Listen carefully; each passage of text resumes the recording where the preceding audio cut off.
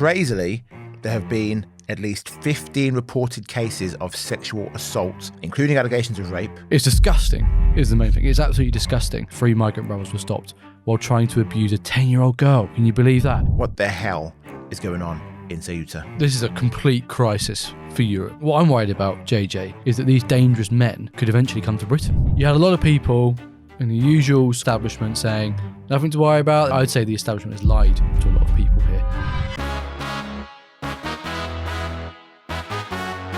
Hello and welcome to today's Daily Expresso. I'm JJ Nisiobi and this is James Walker, the Straight Talker. First of all, thank you to the Pure Gold Company for sponsoring this episode. Now, straight into the business. James, Ceuta, that little Spanish enclave at the top of North Africa. We had, was it last month? It was last month, right? The Moroccan migrants all swarmed. Something like 60 to 80,000 estimated. 72,000.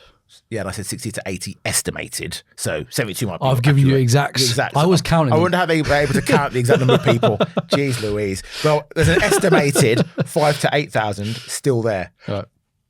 And crazily, there have been at least 15 reported cases of sexual assault, including allegations of rape, while many other women claim to have been sexually harassed. What the hell is going on in Ceuta? JJ, this is a complete crisis for Europe, right? When stuff like this is happening, where 72,000 Moroccans cross the border into a European country in one go. Like you say, 5 to 8,000 migrants remaining in Spain, and now these horrendous reports. And when you look at the details of some of these reports of sexual assault and rape as well, JJ, they are horrendous. So Spain's largest police union said there were 16 sexual assaults of varying severity since the mass crossing in July. Majority of the victims were underage, JJ. So this is like young girls. And migrants and boys, themselves. Yeah, and migrant women as well. Yeah. So before we make this a whole sort of like, us versus them issue, it's actually just, it's more complicated than that, right? Yeah. It's disgusting, is the main thing. It's absolutely disgusting. Reuters confirming a report that in one incident, 3 brothers were stopped, 3 migrant brothers were stopped while trying to abuse a 10-year-old girl, JJ. 10-year-old girl. Can you believe that? And these migrant boys, apparently there's also migrant boys taken to hospital after being sexually abused. It's like, again, underage. I mean, This is disgusting, JJ. You had, when these guys crossed over into Ceuta, you had a lot of people in the usual sort of spheres of the establishment saying, nothing to worry about, they've crossed back over, don't look here, it's not an issue anymore. Well, what do they say to this? Right, I'd say the establishment has lied to a lot of people here. That when you look at these cases, when you look at the hard facts here, these cases being investigated, it's disgusting. And I think what I'm worried about, JJ, is that these dangerous men could eventually come to Britain. Well, I can't see how. I mean, at the moment, we are lucky that there is the huge amount of water from between North Africa and Spain. So that has not stopped a lot of them from coming regardless, but there's a huge amount of water that is going to stop these men. These migrants, especially from Morocco that are in Ceuta, I don't think they're going to be brought across to mainland Europe. The plan currently by Spain is to move 500 migrant girls from there to mainland Europe, but no men. Boys, underage juveniles, anyone under 16, yes, and women and girls. Because, as you say, the reports we're getting, so a local woman described how she and her mom rescued a 12-year-old girl from being raped by 5 Moroccan illegal migrants. Oh my God. Now, of course, we're never going to sit here and say, well, then all Moroccans should be barred. But every single person who crossed into Ceuta illegally should not be taken across to mainland Europe. The women and girls, different matter altogether, of course. But just to go back to the story about the 12-year-old girl who was going to be raped by 5 Moroccan men, the woman said that she was in her home and it was around 2 a.m. in the morning. Her and her mum heard screams outside. Very bravely, these 2 women went outside, found the 5 men speaking Arabic, surrounding the child and pulling down her trousers as she screamed. So the mother and this woman got the girl away from them. And this is a quote from the woman. "They were raping her in front of my house. We went to save her. My mother got her out. There were 5 of them against a 12-year-old girl, a little girl. They then took the girl to social services. because they feared that if they'd left her outside, she'd be killed. It's disgusting. It's vile. And these are Moroccan men doing this to their own Moroccan women in Ceuta. So imagine what they're doing back in Morocco, where things aren't being reported. Women just have like far fewer rights, frankly. Yeah. And there is a more lax view in some of these countries as well on the age of consent. Shall we put it that way? This is utterly disgraceful. I mean, that case, particularly the bit where you said about the trying to pull a... I mean, it's just actually just harrowing, isn't it? Yeah. To think about what these guys are doing. The Spanish authorities should go there heavy-handed and they should remove every single man manually, put them in the back of the copper van, drive them back across the border and dump them back in Morocco. They've done a terrible job so far. Yeah. Must be said, the Spanish Prime Minister, I don't know a hell of a lot about Spanish politics, to be honest. There's enough to cope with here, especially at the minute, right? But the guy, from what I understand, is a bit of a left liberal. Yeah. Doesn't want to do anything about illegal migration, thinks the world should just be one giant border and we should all sink kumbaya. He's an idiot, right? And this proves that he's an idiot. He doesn't understand people have different values and different ways of treating people across the globe. Yeah. If he travelled a bit more, he might know that. His response has been terrible. So bad, JJ, that a load of the European Union countries in the Schengen area were saying at the time, we should just cut Spain off. 100%. We should say there should be no open border anymore with Spain until they can sort this out. And I think I agree with you. They should be going into Ceuta saying, right, every single migrant man who crossed illegally, you are being physically dragged back over the border and kicked out. And if we don't do that, we shouldn't be part of the Schengen area because we clearly can't control our own territory. We can't look after our own people. Look what's happening to them. They're being raped. It's disgusting. At least 4 migrant boys sexually assaulted. Yeah. So these lefties who sort of say, it's terrible to sort of control the borders, think about all these migrant stuff. Well, what about the migrants being sexually assaulted here? What about migrants coming to the UK? What about the people who drown in the Channel? People abused by people traffickers, people exploited by people traffickers. I think it was 72 people died when they had this influx in Ceuta. 72 people died, drowned, but from drowning and being crushed. Yeah, where are the lefties who are going to come out and say, actually, maybe we should deter people from doing this illegal activity because they're losing their lives? The problem is the border. Right? The problem is the border. The problem is controlling your border. I mean, they've just completely lost the plot, these people. And we heard a story in the UK recently, didn't we, as well, about migrants being handed leaflets on how to behave, especially in regards to sexually assaulting women. Yeah, do not rape women.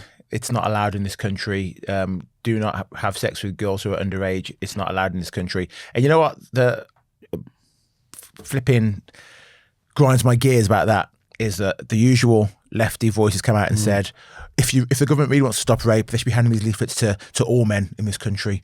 It's like, listen, in this country, we are raised to understand and know what is rape. We are raised and understand the laws of our own land. And yes, we have plenty of wrong-uns here already. Unfortunately, we can't kick them out. I wish we could. I wish we could put them all on a little tiny island. Actually, maybe Australia. We used to drop the worst people off in Australia. For rapists, I'd say bring back the death penalty, but we'll go. We'll go on to that. Yeah, we'll go on to that. We'll go on to that some other time. Some other time. Yeah. But yeah, they should be. I would love to have every sex offender put on some tiny rock island where it's hard to live.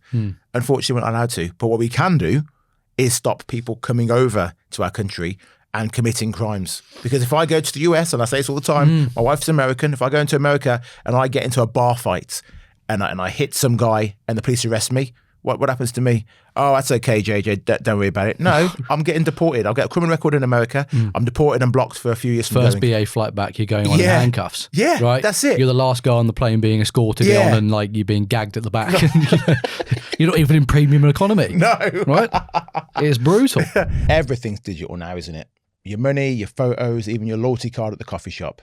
So there's something quietly brilliant about owning one thing that isn't on a screen: real gold bullion. The weight of it, the shine, it's just a lovely thing to hold. The Pure Gold Company, which was voted the UK's best gold broker, makes owning physical gold so simple. Tax-free gold coins from the Royal Mint with friendly one-to-one guidance from your first question to final delivery. No jargon, no pressure, no call centre queues. Insured to your door or stored in a secure professional vault. And you can download their comprehensive guide to buying gold by visiting their website. See the link in the description. Oh, and by the way, tell them JJ sent you. So I just don't understand why we can't enforce the same rules here. You see, in Portugal recently, they have passed a law that face coverings cannot be worn in public. No more burqas. Why can't we do that here? There's no will. There's no will. There's no gumption from our politicians. A lot of our left talks about us being intolerant. We are the most tolerant country probably in the world when it comes to tolerating differences in culture. Yeah. Too much so. Yeah. I think like we both agree. Yeah. Right? There should be some basic standards of you should not be having to fundamentally be handing out a leaflet to someone in your country saying, can you not rape people? Yeah. Right? Yeah. That shouldn't be there in the first place. Yeah. What are they doing here? Yeah. It's a madness, JJ. I mean, these sort of people who are trying to do good, they're doing bad by doing good. Yeah. Right? Their moral righteousness, their ego has clouded their judgment far too much. And who's paying the price? Normal people, JJ. It's not them. They live in, I mean, we've met these sort of people, right? Yeah. They are living off mummy and daddy's money. Yeah. They're living in leafy neighbourhoods in London where there's no one who earns less than sort of £100,000 on the street, right? They're not surrounded by wrong uns. Yeah. They're surrounded by the normal middle class. Indeed. They have their little nice little enclaves of peace and low crime. The rest of us have to deal with the product of their stupidity. Indeed. Right. Speaking of stupidity, Russia wants to pick a fight with the UK. Can you believe it? Putin, if you're watching, this is not a fight you're going to win, lad. It's just like a call-out video. call out. You see you, Putin, yeah? You see you. The Putin clan. So a former Russian Deputy Foreign Minister, Andrei Fedorov, has said there might be a semi-military response against UK drone factories by quote-unquote unknown sources over the sharing of blueprints. Burnham has given blueprints for British-made cruise missile components to Ukraine, Zelensky, saying, here you go, boys. These are blueprints. They say you make them. Do what you want. And apparently Putin is not happy about this. But it's not even just Putin. According to Mr. Fedorov, the pressure is coming from the Russian public and the Russian press. I don't know how true that is, but apparently, according to public opinion polls, the Russian public and journalists and for mass media have said something should be done about this and Putin must act. Well, I mean, like you say, how much do you believe this guy, this Andrei Fedorov? You put it perfectly. You pronounced it, I think, accurately, 100%. Thank you. Yeah. How much faith do you put in this guy? He's obviously a Kremlin toady, but it must be said, I don't think this is controversial. I don't think it's a particularly wise idea on the part of Burnham. I think Burnham has made a massive mistake here, a categorical error, because the Americans, right, going to the Ukraine-Russia conflict for a bit, right? Britain is getting a bit of a reputation for being the chief aggressor on the Western side of this conflict, right? Why? Because Trump, on the one hand, is sort of saying, okay, 1 minute he's saying Ukraine will give you this. The next he's saying we're going to give you nothing until you get around the table and you try and have peace talks, right? Yeah. He's kind of playing slightly schizophrenic, but he's trying at least at some points to move towards peace. He's trying to get people around the table to come to a reasonable settlement over what's going to happen in that country, because the front line hasn't moved and people are dying and it's costing everyone a whole lot of money. Indeed. Right? What are Britain doing? Well, we're giving them drones and missiles to launch attacks inside Russian territory. And whole loads of money. Now, it's one thing to give them whole loads of money and weapons and missiles to defend their own territory. You'd expect that. Given the situation things have got to, they shouldn't have got to where they were. We talked about that last week. You can understand why they've given them the money and the weapons to defend their own territory. We were initially at the start of this conflict drawing a line and saying, we are not going to give you stuff if you're going to attack Russian territory. Yeah. You can't do that because that's an escalation, right? We don't want this to escalate. Now what are we doing? We're giving them blueprints for long-range missile components so they can build long-range missiles. And guess what they're going to do with them? They're going to fire them at Moscow. They're going to fire them at St. Petersburg. They're going to fire them at major Russian cities and towns. Am I surprised that the Russians are not particularly happy about that? No, I am not. And sensible heads need to prevail a bit. Do we want this to stop or not? Do we think... Are we going to put our heads in the clouds and say there's going to be a situation where NATO just wins and Russia is taken over by an ultra-liberal Democrat who believes in the ECHR and, letting 1 million people into the country because borders don't matter, right? That is not going to happen, right? Putin is very much there and he's not going to budge, right? It's going to take a lot to budge that man. What do we need to do? We need peace. We talked about this again, JJ, last week. I'm going to get out the old textbooks, right? The old classics. Sun Tzu. In his famous art of war. Bless you.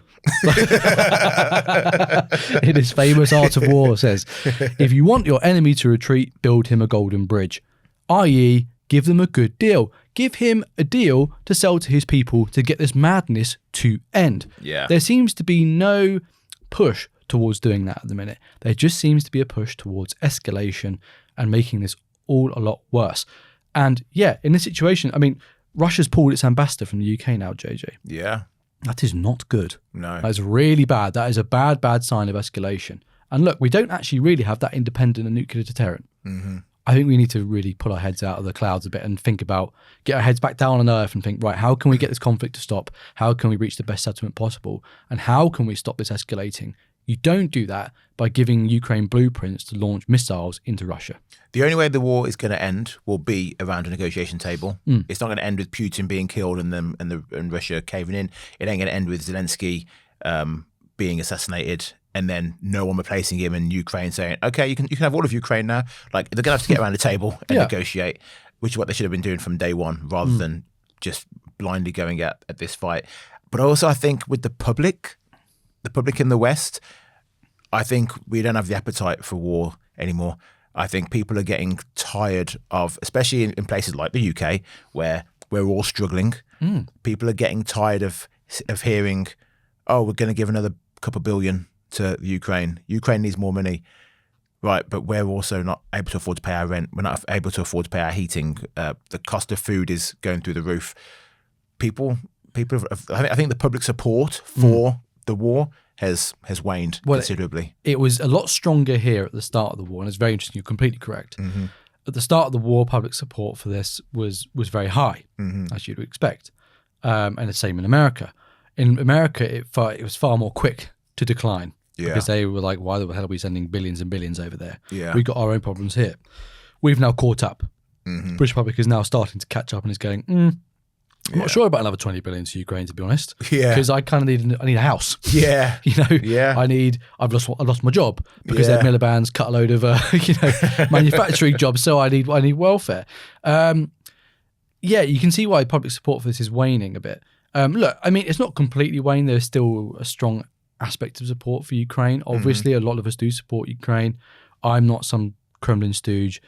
Putin's been terrible. He started this conflict, right? He turned this from a cold diplomatic issue into a hot war. He's done some terrible things to people, killed countless people. He's a horrible man. What we want is an end to it, right? And that requires some realpolitik thinking on the part of the West. The way we're going is just madness. Utter madness, JJ. I completely agree. Completely. Should we move on to the Prince Harry? Well, if you subscribe and you become a premium member, you can watch that, right? Oh. Don't forget to plug. Oh. So we're not going to talk about Prince Harry now. We're going to talk about it in Club Expresso. Club Expresso. JJ, tell the people about Club Expresso. Club Expresso. It's just £2.99 a month, right? $2.99 a month. You get so much free access to stuff that the people who aren't part of the club don't get. So, James, you're in charge of our Express YouTube. What other offerings can they get? So, aside from seeing more of me, which, of course, you all want, obviously, what else can they get? You get one extra episode a week, which is already great, right? We're planning to scale that up, actually. We're not even going to charge you more. I wanted to. He said no. Putin said no. Putin said no. So I was like, okay. I reported to the Kremlin. I said, fine, we won't do that for now. Maybe we will scale that eventually. You get one free episode a week extra. You also get every single episode of Daily Expresso without adverts. That's without the sponsor reads as well. So you get to watch stuff completely ad-free. And you get members-only discussions, right? Yes. Which is fantastic. We're also planning a big rollout later this year, aren't we, JJ? We are. Live. Going live with Q&As and maybe even going on tour. Right? Maybe even going on tour. Members will get first access to all this stuff. So go on, sign up. $2.99, less than the price of a coffee, JJ, isn't it? That's less cheap. The price of coffee. Really cheap. Cheap as chips. So listen, I hope you've enjoyed this episode of the Daily Expresso. Like, share, subscribe if you haven't subscribed, comment, hit the hype button. And if you're going to join us at Club Expresso, we'll see you in a moment. Otherwise, bye-bye for now. Right, a quick pause in the podcast to tell you about our sponsor, Incogni. You had those phone calls from numbers you don't recognize, or you go in your inbox and there's emails for stuff you did not sign up for. Well, that's because someone somewhere is selling your private information. That's where today's sponsor comes in, Incogni. They will contact these people who have been taking your information, and they'll say, oi, stop, delete it. Go to the website, incogni.com. You type in the details. 2 minutes later, Incogni are sorting it out for you automatically. And because I love you, I've got you a discount. It ain't 10%, it ain't 20, 60% off. 60% off an annual Incogni plan. Just go to incogni.com/Daily Expresso or click the link in the episode description box below.